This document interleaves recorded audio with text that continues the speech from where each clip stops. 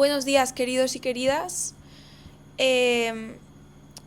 Lo prometido es deuda, ¿vale? Vamos a ir al texto de Santo Tomás. Me propongo hacer 3 vídeos para que no sean muy largos sobre cada uno de los artículos del texto. Hay 3 artículos. Concentración, pongo concentración. Artículo 1, artículo 2 y artículo 3. ¿Vale? Estos 3 artículos forman parte de una obra, la obra más importante de Santo Tomás, que es la Suma Teológica. La Suma Teológica, chicos, chicas, es un manual de teología. Es un manual de teología vastísimo, muy ambicioso, en el que Santo Tomás trata todos los temas relevantes a la teología en ese momento. Y concretamente en el fragmentito que nos ocupa, trata sobre estas cuestiones. Primero, que es el primer artículo, si Dios es evidente por sí mismo o no. Va a decir, ya os lo adelanto, Santo Tomás, que es evidente en sí, pero no para nosotros. Ya lo digo, para que lo tengáis muy claro, evidente en sí, no para nosotros. Segundo, va a tratar sobre si es demostrable, si se puede demostrar la existencia de Dios. Entonces aquí va a decir si es demostrable, pero por los efectos, no por la causa, ¿vale? Y tercero, el tercer artículo van a ser las 5 vías de Santo Tomás. Va a ser sobre la existencia de Dios, si existe Dios, y va a decir, pues sí, a partir de estas vías, ¿vale? Entonces, esto es el cuerpo del texto. Concretamente, estos 3 párrafos que están al principio no forman parte del texto Pau. O sea, esto nos lo van... Esto de cuestión 2, si Dios existe, al principio del todo, esto no entra, ¿vale? Esto es para que veáis, porque me parece muy claro, el cuerpo argumentativo. Vale, me tomo la molestia de haceros un resumen de cada artículo, de las ideas principales de cada artículo, del cuerpo argumentativo. Me parece muy útil porque lo que se os va a pedir y lo que yo os voy a pedir ya a partir de este examen es no que me vomitéis la teoría, sino que me identifiquéis lo que está comentando, lo que está demostrando, lo que está argumentando Santo Tomás en cada fragmento, en el fragmento que os ponga. Con lo cual me interesa mucho que seáis finos en qué está comentando en el fragmento que yo pongo, no qué dice en general sobre Dios, ni sobre la realidad, ni blin. Con lo cual me parece muy útil, lo voy a subir, si lo miráis, pues yo creo que os va a rentar. Vale, también finalmente os pongo términos importantes del texto, ¿vale? Bien, porque, pues no sé, puede hacer referencia a la esencia, pues me tendréis que explicar brevemente a qué se refiere con esencia o existencia. No os preocupéis porque lo de quia propter quid lo he explicado con otras palabras en clase, pero aquí en el texto pues hace referencia a la locución latina, ¿vale? No os preocupéis de momento. Fe, movimiento, potencia de acto, vale, etc. Y luego os he puesto también una diapositiva con las relaciones más obvias, más evidentes que aparecen en el texto.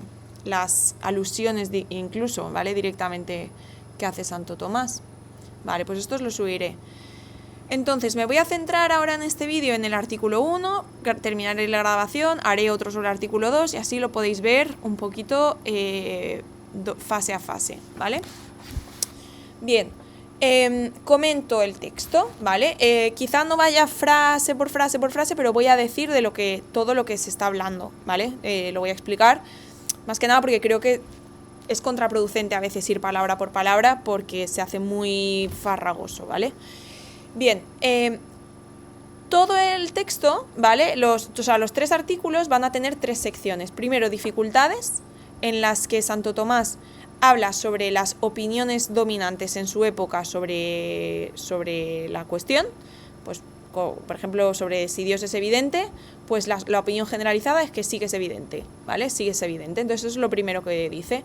Segundo, va a decir la opinión contraria que no es la suya, sino la opinión contraria a esta idea, y luego lo que él contesta, que es yo respondo, más claro, agua. Respondo y luego las conclusiones, que son las soluciones.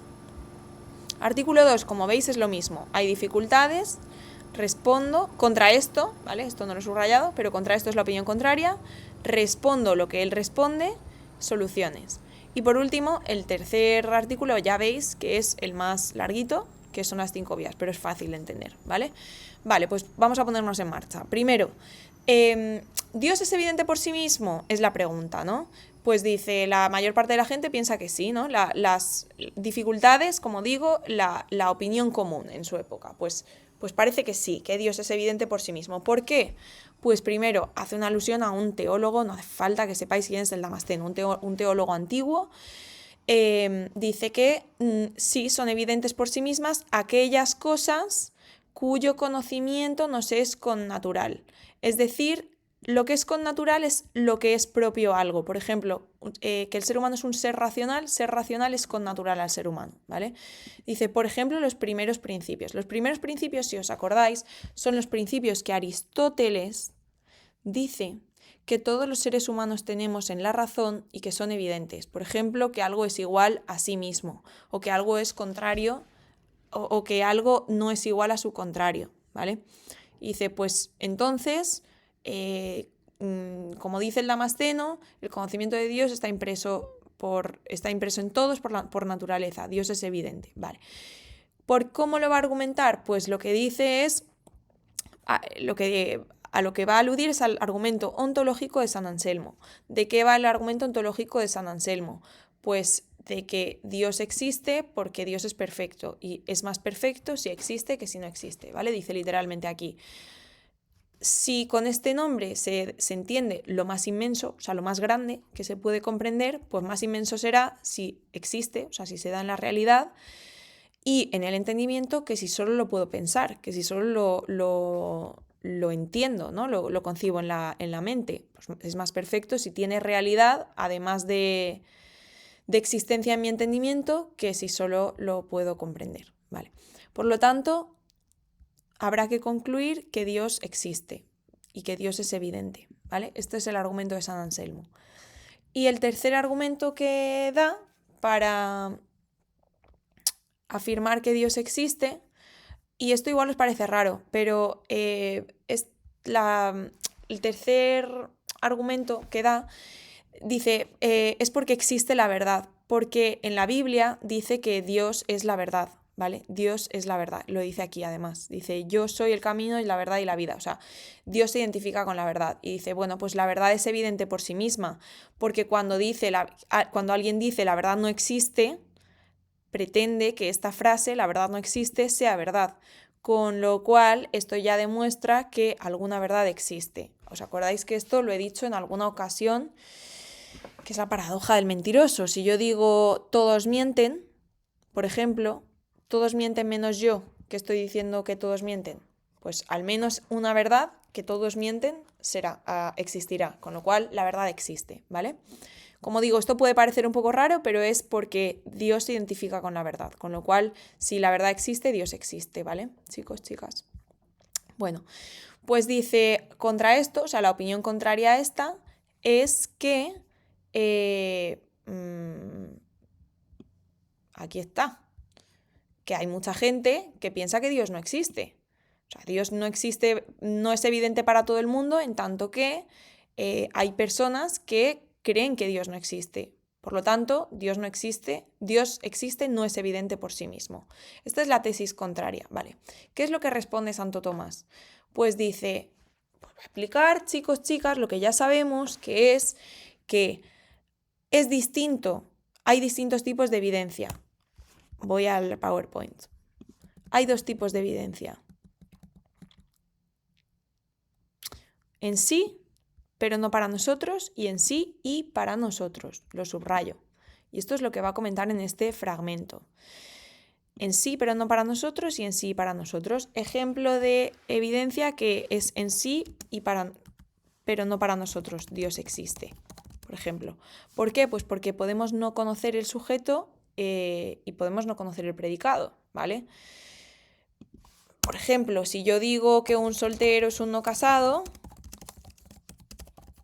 es algo que es evidente en sí y para nosotros, ¿vale? Porque todos sabemos lo que es un soltero y lo que es un no casado. Por lo tanto, hay dos tipos de evidencia, como digo, ¿vale? ¿Qué más cuenta en el texto? Voy al textito, vale. Si todos conocieran, claro, o sea, si todos conocieran en qué consiste el predicado y el sujeto Dios, o sea, Dios existe, sería evidente para todos, pero esto no ocurre, como sí que ocurre, por ejemplo, con la frase de que el todo es mayor que la parte, ¿vale? O que el ser es contrario al no ser. Esto es común, evidente para todo el mundo, pero es tan común que nadie lo ignora. Pero no es comparable a Dios existe porque no todo el mundo conoce lo que significa Dios, ¿vale? Efectivamente, dice, algunos no conocen en qué consiste el predicado. Pues el predicado existe, ¿vale?